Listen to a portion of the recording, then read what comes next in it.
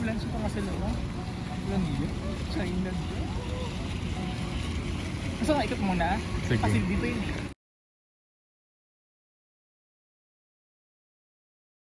Wow! Wow!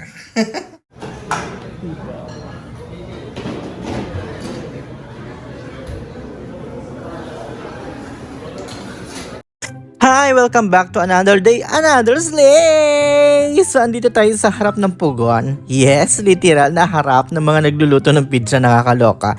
So, here, if you can see, this slice ng pizza. Ito yung mga complimentary. Gusto mo 'yan? Pang mayaman. Char. And this is the alamang. Charot. Sobrang sarap na ito, guys. Yung tomato sun-dried na sauce. And imagine, hindi sila gumagamit ng hot sauce. May hot sauce naman, pero I prefer na yung tomato sun-dried na sauce ang ginagamit. And ang sarap, dahil puntahan nyo to sa City Woko Bar. And I'm with my friend, CJ, na pinagkamilang Chinese na mga Arabiano. So, umu-order na kami nito. Ang order namin is beef brisket na pizza, tapos pork cheese. So, anyway, eto na nga sila. Andito na kami sa harap ng nagluluto. Ito yung beef brisket pizza in pork sauce, for cheese. And kung nakikita nyo yung sunog-sunog pork, my God, ang sarap. And this mamahaling water, nakakaloka.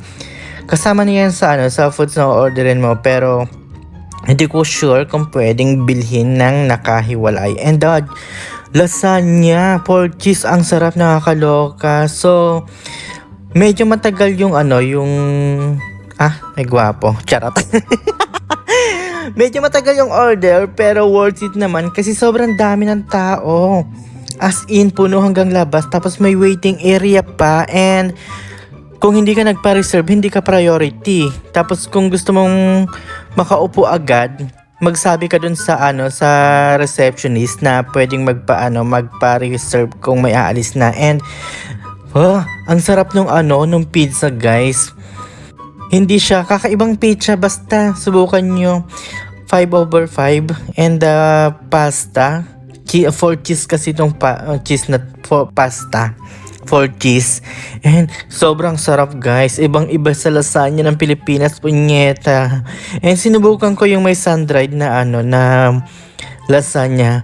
My God, ang perfect! Nakakaloka. Kakaiba rin yung lasa. So, dito masyado kong ninamnam yung pasta. Ang konti ng serving, pero good for two na. Pero naubos naman naming dalawa kasi maraming kaming nakain na pizza. Kasi malaki din yung pizza 8 inches, tapos dalawa lang kakain. And ang daming laman na beef brisket and cheese. Nakakabusog, nakakaloka. Masyado ko siyang in-enjoy.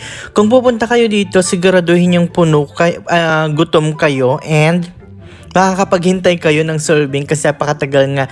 Kasi nga harap-harapang minamasa. Ipapakita ko sa ibang vlog ko yung paggawa nila. So, yes, din kayo,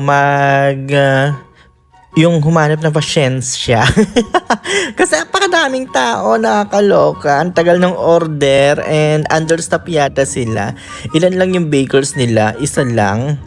Actually 3, pero may sari-sariling ginagawa. Yung isa nagmamasa, yung isa nasa pugon, yung isa naghahati, naglalagay ng cheese and other toppings. So, ganun.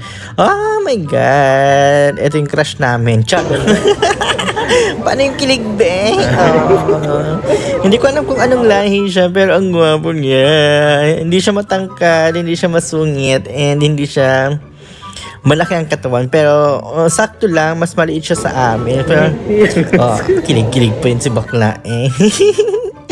So, anyway, kung pupunta nga kayo dito, agahan nyo. Punta kayo dun sa mga time na hindi na busy, like siguro mga mga 8 a.m. Hindi ko alam kung kung anong oras nagbubukas kasi pero yes, napakadaming tao at 9 p.m. na kami nagpunta. 9 or 10, basta ganun, mga past na ganun. Ang dami pa ring tao nakakaloka. Alam mo naman yung mga yung mga Saudi, iba ang oras nila paggising sila. So, if you can see, masyado ko enjoy yung sun-dried tomato nila. Naubos ko yung isang garapon, ako lang yung kumain.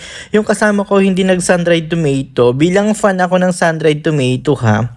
Kasi nilalagay ko siya sa mga pritong isda before.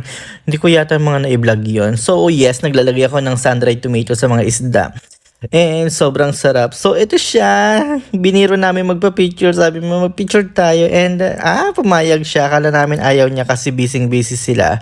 So yes, thank you so much. Blanca Pizza yung pangalan. Ayan Pizzeria. Thank you so much. See you in the next vlog. Bye!